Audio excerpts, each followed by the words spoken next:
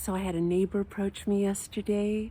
She came up to me and said, "We have exactly the same taste." So I thought for a minute, what am I wearing? I wear very schlubby clothes to work in the yard. It couldn't be that.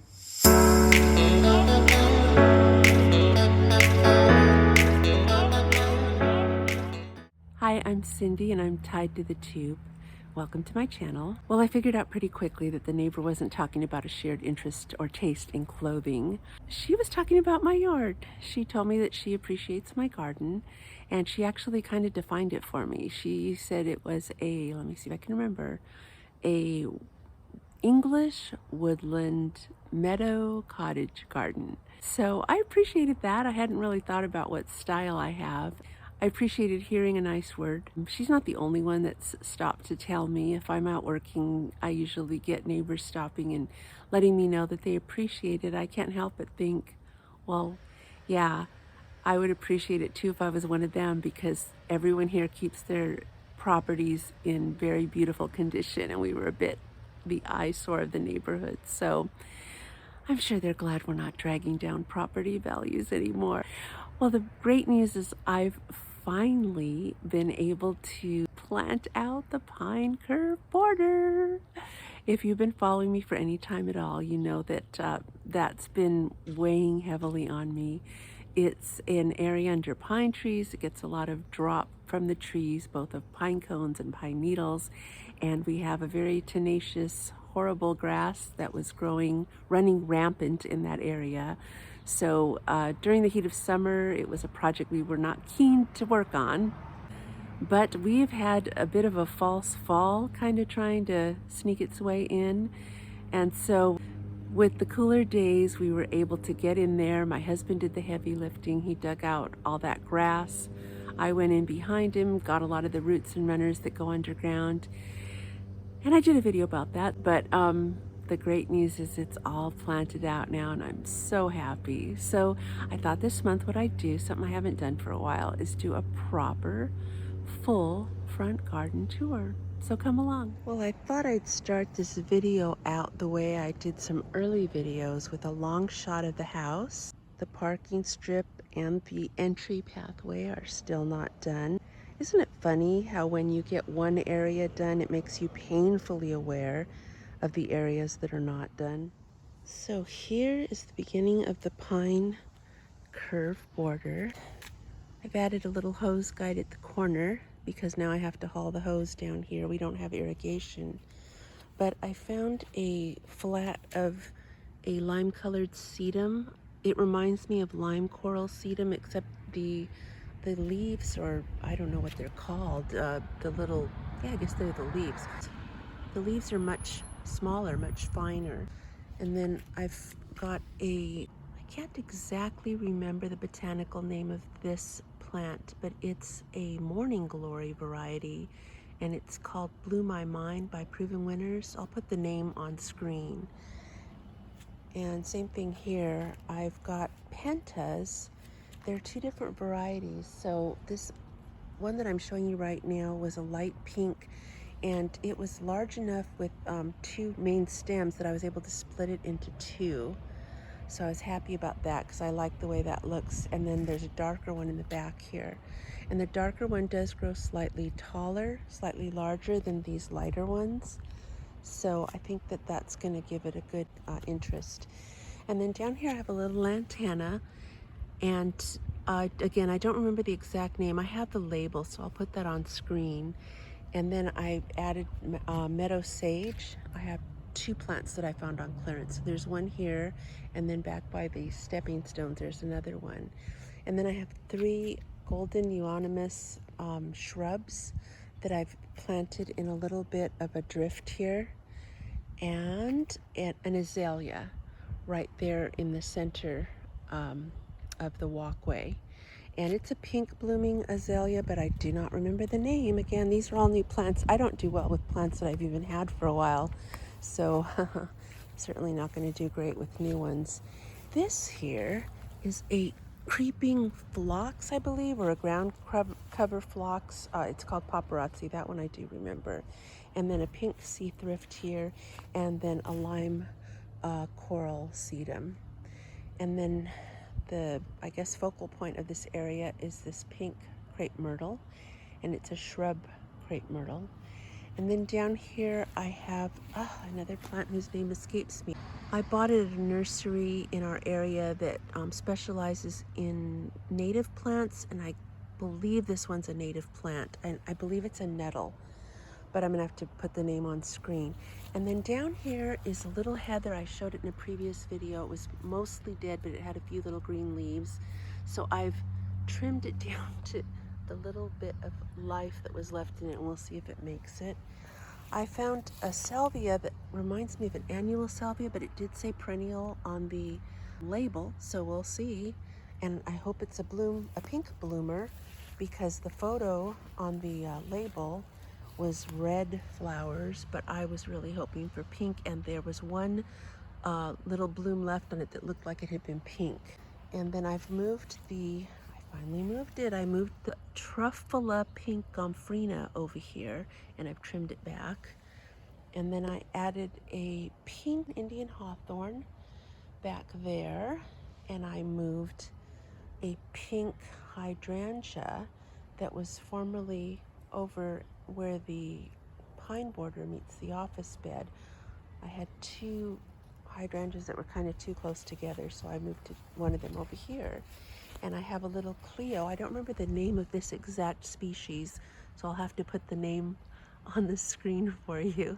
I have a green coleus. Again, this is an older plant that had been in the office bed. I don't know the name, and I don't know that I even have the tag for that one, but it is a stunner. It was a clearance plant. It started out in the office bed. It did okay there, and then it didn't. And it was, I think I cut it back pretty good, and it came back a little, but it never really did what it's doing here. It's loving it here. Now I passed by these. These are the perennial flax that I pulled out of the porch bed or the kitchen bed. Those two kind of blend into each other, but these are meant for the entry walkway when that's done, and that, I believe, is the next project we'll be starting on. I have a Japanese fern here, also was a clearance plant, and this one struggled for a while when I moved it. It had shock issues, and it just was having a terrible time getting established, but it's looking pretty good now. Now that it's looking so good, I'm actually thinking of moving it. So now I've got a big open spot here, a big blank area that's intentionally left blank. What I'm planning to do is I've ordered some hostas for fall, and I'm planning to do a drift of hostas here.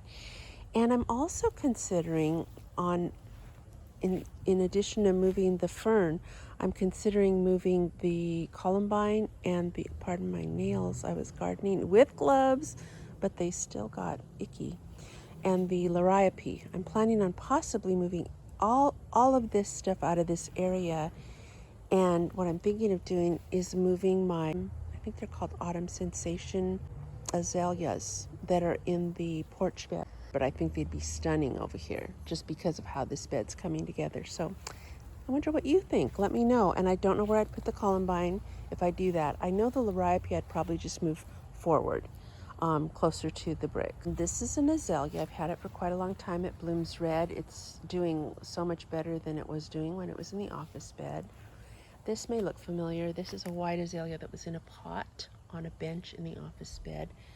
I was a little worried when I planted it here that it might have some trouble, but it seems to be just doing great. Now, the plan is to eventually remove the impatiens, not because I don't love them, but impatiens do need quite a lot of water. Okay, so here's the porch, and I cannot believe how crazy big these pineapple coleus are. I'm going to be having to trim these back.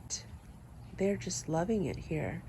And I've been really impressed with the begonias and the impatiens in these pots in front of them. I actually at one point flipped these because the coleus was growing so big and it was on the lowest level, and the begonias and impatiens were the next level up, and you couldn't see them because the coleus was just so overwhelming. So I will try to propagate that a bit too. I'm really happy. The Wheeler's Dwarf is really putting on a lot of new growth. I know it wants to grow a little bit large for this area, so I'm going to have to be kind of on top of keeping them. There's two of them. There's another one over here. Keeping them trimmed down so that they don't overwhelm the space, or they may be moving. I have to trim this guy. Actually, none of my shrubs have been trimmed because of how hot it's been. But it's time to get out and do some trimming because everybody's looking a little shaggy.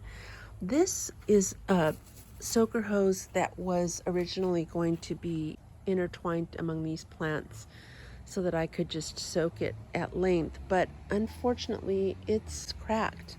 And the only reason it's still here attached is because the faucet that it's on has no control. So when we undo it, we have to, I don't know why it doesn't. My husband added that recently, but we need to turn the water off, I believe. So it's on a timer right now that's keeping the water from running, but I will need to have the water shut off and then put my new drip is what I'm planning to do there now. So everybody else up there on the porch is still doing pretty well. Again, none of the shrubs have been trimmed, so these dwarf myrtles are looking shaggy. The hawthorn on this side actually surprises me. It keeps its shape pretty well. But let me see what else is going on over here. This Wheeler's Dwarf Pittosporum doesn't have quite as much new growth as the other one, but it does have some. I'm just about ready to cut the catmint back. I did trim some of the spent flowers off, but it looks like it's wanting to just be sheared back completely. So here are the two azaleas that I mentioned before, and you can probably see that they're offset a bit from the myrtles. There's one in the middle because I didn't like having a big empty spot, but I did want to, this used to be one big shrub, and I did want to tame it down to two balls, and it just seemed to make sense to put something in the middle to kind of, I don't know, balance out the two balls in the big bald spot. And so I only had two of these. They were clearance plants, so I put one to this side, but that feels really off kilter for me. So those may move to the pine curve border. And what I found is that this beautiful purple fountain grass from the street does kind of camouflage the hole between these two myrtles. So I have as a ground cover here Bacopa, which I planted just because I wanted to put something on the ground, and I had Bacopa. It was on clearance, and I had no idea it would do this, and I actually love it. I think it's so pretty, and it's not invasive. It's growing like crazy, but it can't go anywhere because of the gravel. I don't know what it would do if this was just all dirt, earth, but I like it. I think it's kind of charming. We have some leftover petunias that have been here forever, and they're still doing their best to make it look pretty. I have 3 dahlias that have not bloomed, although this one has a bud on it right there. They're kind of a peachy apricot, and I sure hope they bloom. There's one tuber there, there's one here, and then there's another one on the other side behind the catmint. And then here's a lisianthus that's getting ready to open.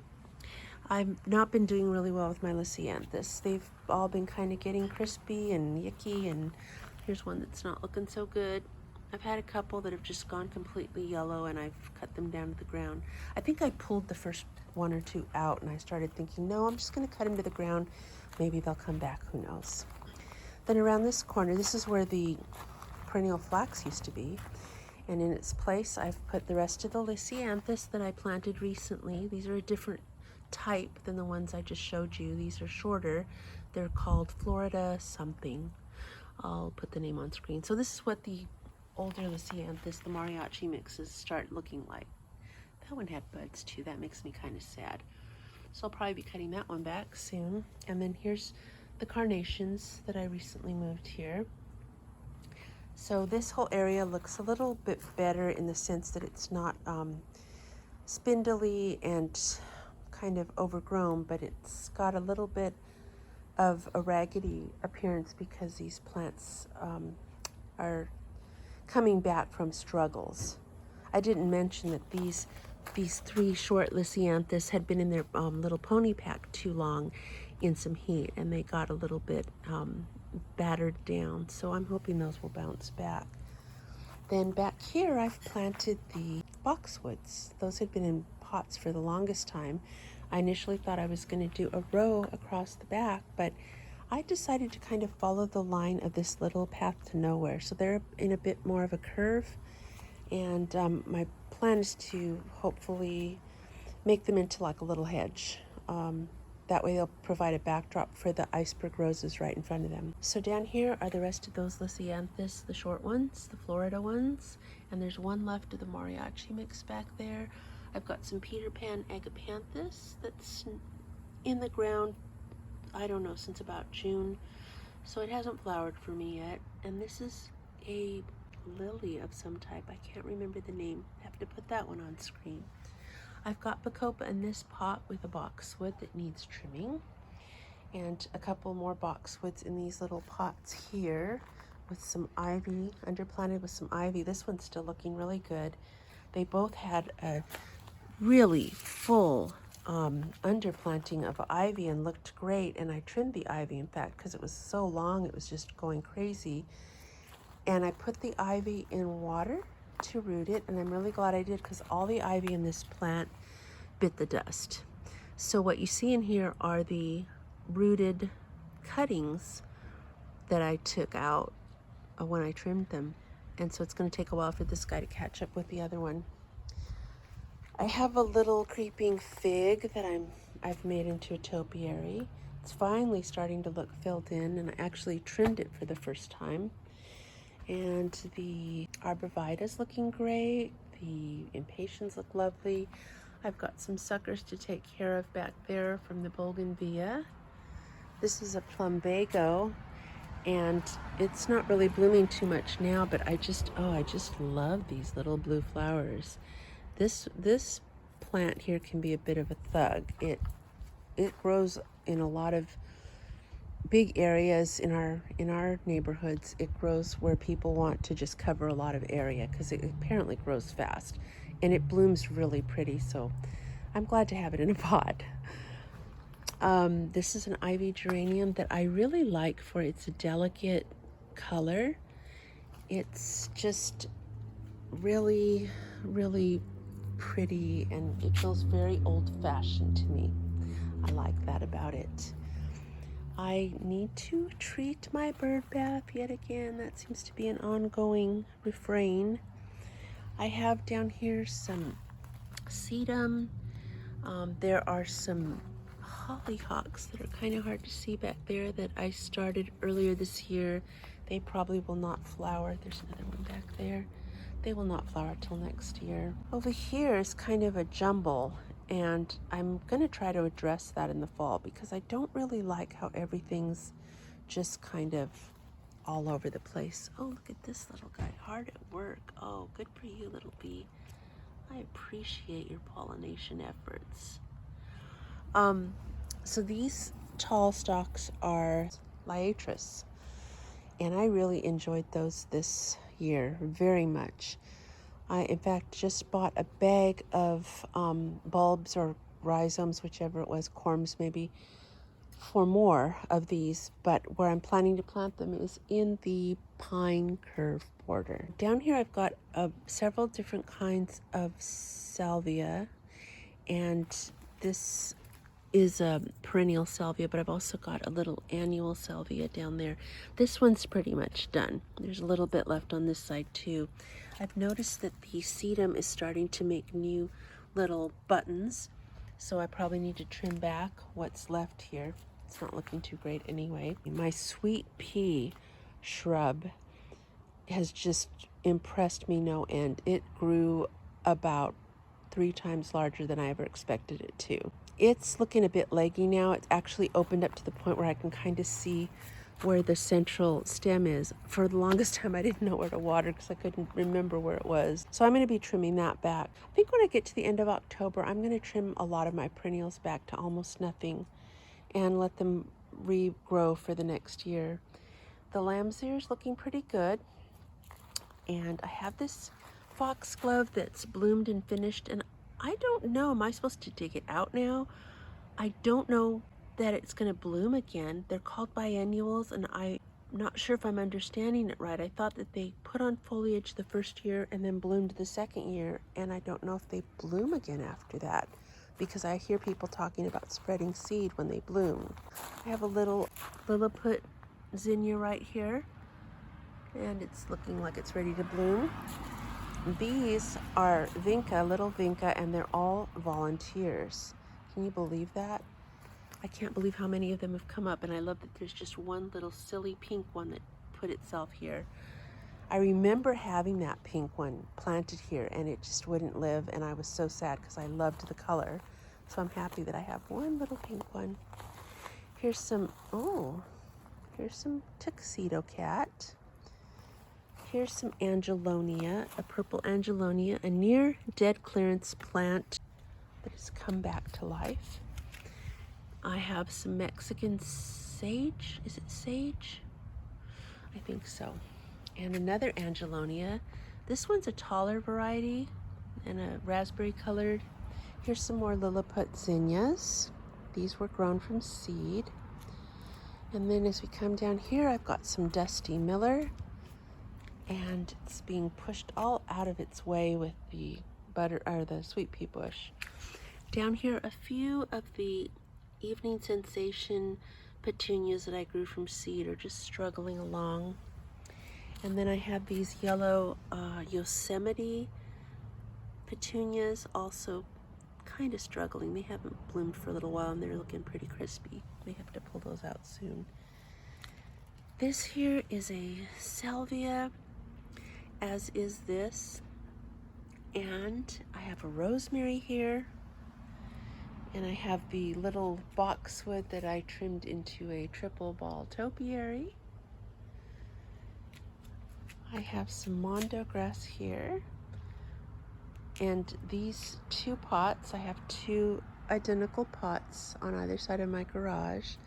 They both have golf ball cohuhus as the main shrub, and they are underplanted with these maniac sweet potato vines. Look at that one down there. Oh my goodness. I'd forgotten that come August, September, sweet potato vines seem to go crazy in my gardens. I love the sweet little flowers on this one. I wish they showed, but they really are overcrowding these pots. So I will probably be digging those out, maybe in about a month. I haven't mentioned, but I am going out of town for over a week. By the time this video debuts, I will be back, I believe.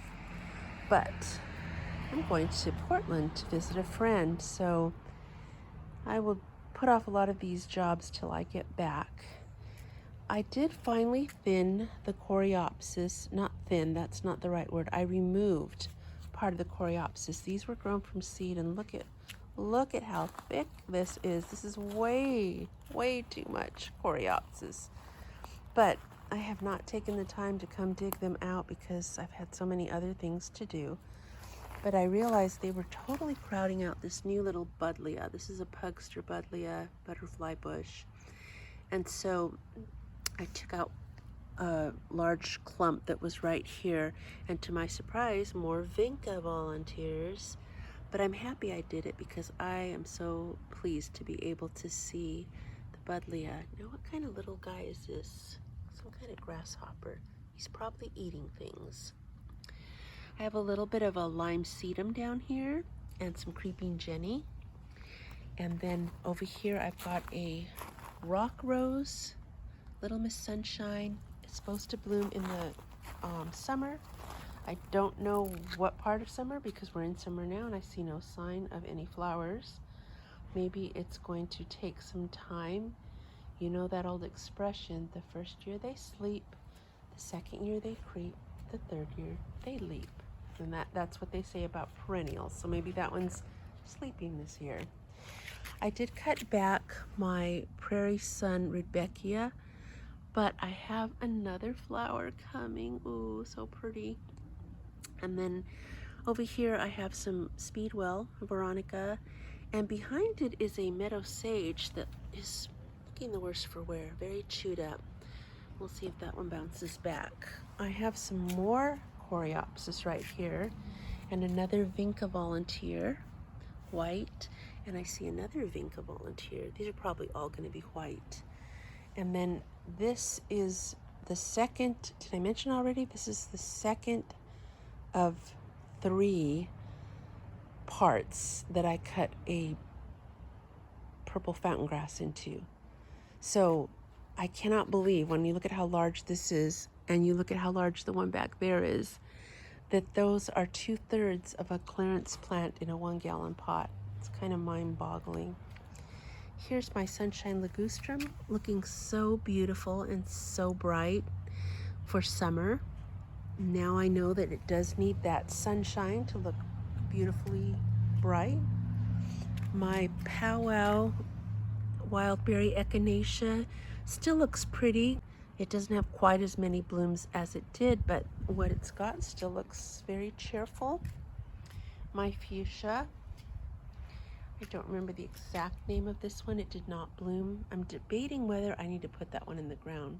I like the way it looks in that little pot, but it does struggle. And it's actually not in the terracotta. It's still in the nursery pot. Oops. This is a licorice plant, and it is a very aggressive grower. I just trimmed it a little bit because it was really growing off into the ligustrum and the coneflowers. But I haven't trimmed this side, and you can see just how fluffy it's gotten. I spy another little Vinca volunteer. I wonder if that's going to become a problem for me. I like them, and they're very drought tolerant, but I don't know, they seem to want to be everywhere. Well, this is I call this one the walkway bed. There's the whole view of the walkway bed. And this is the garage bed, and there's a whole view of the garage bed. I didn't mention anything about bougainvillea. I'm hoping it blooms again. It usually does around this time of year.